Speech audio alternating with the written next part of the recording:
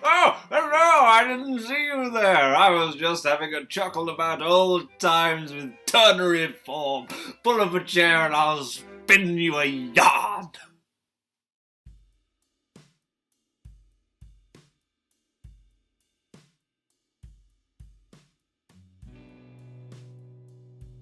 Hi folks, and welcome to the third video for week 4 of MU1111, where we're talking about form. Ternary form. What is it? Who knows? Will humanity ever know? Yes, we will. You will find out in this short video. Ternary form is a symmetrical structure in music. Normally we call it ABA. It's the ABBA of music. The A represents the first theme, obviously, the B represents new contrasting material, and the final A represents a return to familiar music. Okay, it's clearly got overlap with rounded binary, but towards the end of this video we'll be talking how you spot the difference between the two. Okay, so ternary is important because it provides the basis of what we now know as sonata form, obviously what we'll start talking about next week. But also in lots of larger works that contain multiple movements, so symphonies or maybe string quartets, there is a ternary form, a very particular sort called minuet and trio.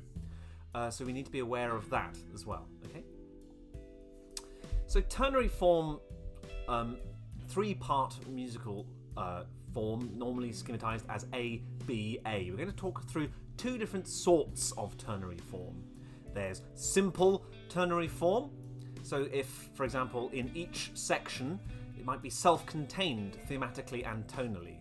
So that is, each section contains distinct and complete themes and ends with some sort of cadence. Okay.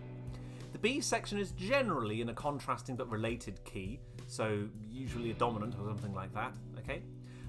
Though sometimes it stays in the tonic as well, actually, but it's more about the contrasting material as well. Okay.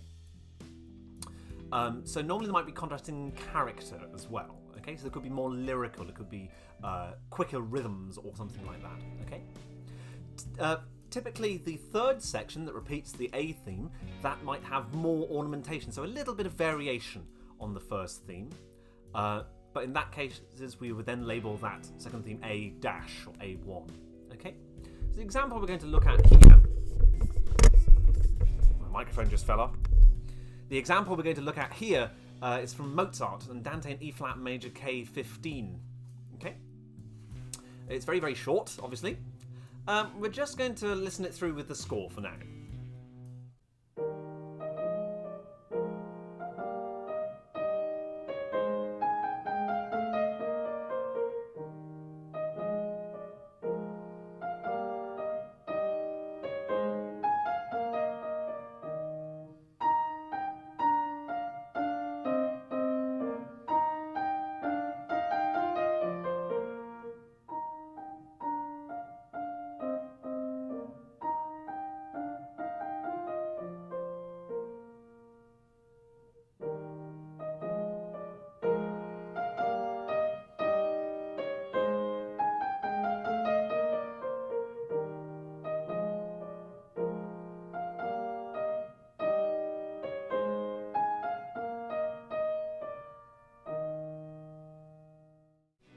So it's very, very short.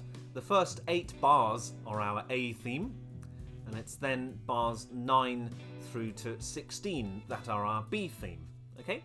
And then when it gets to bar 17 onwards, that's then the repetition of A theme. There's a slight amount of variation, but it's almost exactly the same. Okay?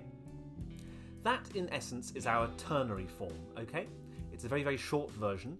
There isn't the same repeat marks and things like that like we saw in rounded binary, but it's still separated. Okay, a diagram of that piece then might look like this. Okay, so we see theme A, theme B, and then theme A again. Within that we've actually got brackets of motifs and subsections within the themes.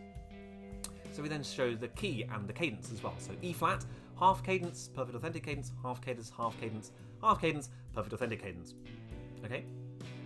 These kind of brackets and tables are really useful for ways for you to be writing down analyses of form. Okay, in some of your exercises for this week, I hope to see you writing these kind of tables for things as well. Okay. All right. So that's our sort of simple ternary. Okay? The more complicated version might be when it's a whole movement. Okay? This can sometimes be a trio form, as it's often called. That's where each section is itself a binary form. Yeah? So we have sort of 3 lots of binary forms which together form a giant ternary form that contains them. Okay? So if I was going to put that in a kind of diagram for what that might look like, this is a diagram for the minuet and trio classic sort of form. Minuet there, 1A, 1B, trio, 2A, 2B, and then the minuet again without the repeat marks. Okay? So that's 3 binary forms which together make a larger giant ternary form. Yeah? This is us beginning to think from the short scale to the large scale. If we're getting ready for sonata form next week, that's all about large scale across an entire movement. Okay?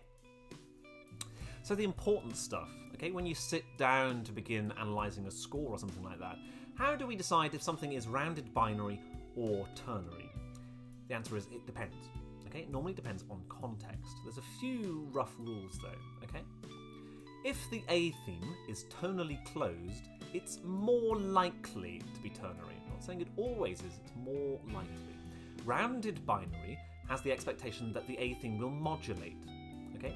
And then it'll be fixed in its restatement. Okay? Ternary doesn't necessarily have that expectation. We might also think about the proportion, so that's the length of the B theme to the other sections. If the B theme is very small, it's too small to stand on its own, then the whole piece is more likely to be rounded binary rather than ternary. Okay? There's also the thematic nature, what it actually consists of in that B theme. If it is built from motifs in the first section, in the first theme, then the overall form is more likely to be rounded binary. Ternary form is much more likely to have a very obvious contrast in the B theme. Okay? There's also, if the harmony consists mostly of a dominant pedal, okay, or a 5 chord alternating with 1, then the form is also likely to be a rounded binary, judging from that middle era as well. There's also a little bit to be said about the time as well. If you know the composer, the era when the piece was written, Baroque music, and to some extent classical, it's more likely to be rounded binary than it is ternary. So if we had Bach, Handel, or Haydn, it's more likely to be rounded binary rather than, say, Schumann, Mendelssohn, Brahms. It's more likely to be in ternary. That's me generalising. Those aren't necessarily hard and fast rules, but they roughly work, okay? So in a nutshell, that's your introduction to ternary, okay? So it's a little bit more substantial than rounded binary. There's function. The big difference is that the middle theme could stand on its own. It's its own thing in ternary, okay? It's more substantial, okay? So you've got exercises this week. There's some pieces which might be one or the other. It's up to you how you make the call. As always, if you've got any questions, please just drop me an email. That will be great. Okay, thanks very much, and I'll see you next week, folks.